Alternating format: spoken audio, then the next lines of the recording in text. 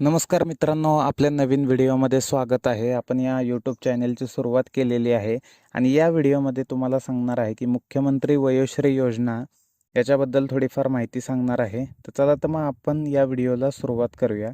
या व्हिडिओमध्ये तुम्हाला माहिती, फायदा, पात्रता, कागदपत्रे, ऑनलाईन करायची की ऑफलाईन करायचा अर्ज याबद्दल सर्व माहिती कळणार आहे. तर चला मग व्हिडिओला सुरुवात करूया. राज्यातील ज्येष्ठ नागरिकांसाठी महाराष्ट्र शासनाकडून आता मुख्यमंत्री वयोश्री योजना सुरू केलेली आहे. सदर योजनेच्या माध्यमातून ज्येष्ठ नागरिकांसाठी त्यांच्या शारीरिक अक्षमतेनुसार सहाय्य साधने, उपकरणे खरेदी करण्यासाठी, त्याचप्रमाणे प्रबोधन व प्रशिक्षणाकरिता एक वेळ एक रकमी 3,000 रुपये प्राप्त लाभार्थ्यांना देण्यात येणार आहेत. तसेच सन 2011च्या जनगणनेनुसार महाराष्ट्राची एकूण लोकसंख्या 11.24 कोटी इतकी आहे. त्यापैकी सध्या स्थितीत 65 वर्ष व त्यावरील अंदाजित एकूण 10 ते 12% ज्येष्ठ नागरिक आहेत. यापैकी मोठ्या प्रमाणात ज्येष्ठ नागरिकांना कोणत्या ना कोणत्या अपंगत्वाचा सामना करावा लागतो.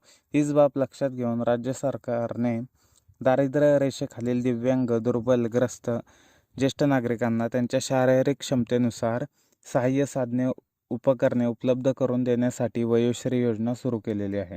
तसेच या वयोश्री योजनेअंतर्गत कोणत्या गोष्टी नागरिकांना अर्ज करता येईल, योजनेचा मुख्य फायदा काय आहे, त्यासोबत कागदपत्रे कोणती लागणार आहेत हे आपण आता पाहूया. तर मित्रांनो, योजनेचे नाव मुख्यमंत्री वयोश्री योजना आहे. ही योजना महाराष्ट्र शासनाने सुरुवात केलेली आहे.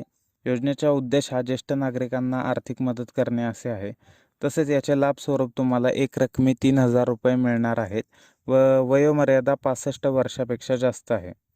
तसेच अर्जाची प्रक्रिया तुम्हाला ऑनलाईन करायची आहे आणि अधिकृत वेबसाईट लवकरच तुम्हाला अपडेट केली जाईल किंवा तुम्ही आपल्या डिस्क्रिप्शन बॉक्समध्ये जर गेला तर तिथे तुम्हाला एक लिंक भेटेल, त्यावरती क्लिक करून तुम्ही संपूर्ण माहिती पाहू शकता. तसेच मुख्यमंत्री वयोश्री योजनेसाठी पात्रता काय आहे आपण ते देखील जाणून घेऊया. तर या योजनेसाठी तुम्हाला 65 वर्ष पूर्ण असावी लागणार आहेत, तरच तुम्ही या योजनेचा फायदा घेऊ शकता. त्यासोबतच त्या व्यक्तीकडे आधार कार्ड, पॅन कार्ड या गोष्टीची असणे गरजेचे आहे. आधार कार्ड नसेल तर त्याची पोचपावती देखील लागेल. लाभार्थी अर्जदारांची एकूण वार्षिक उत्पन्न 2 लाखांपेक्षा कमी असणे गरजेचे आहे.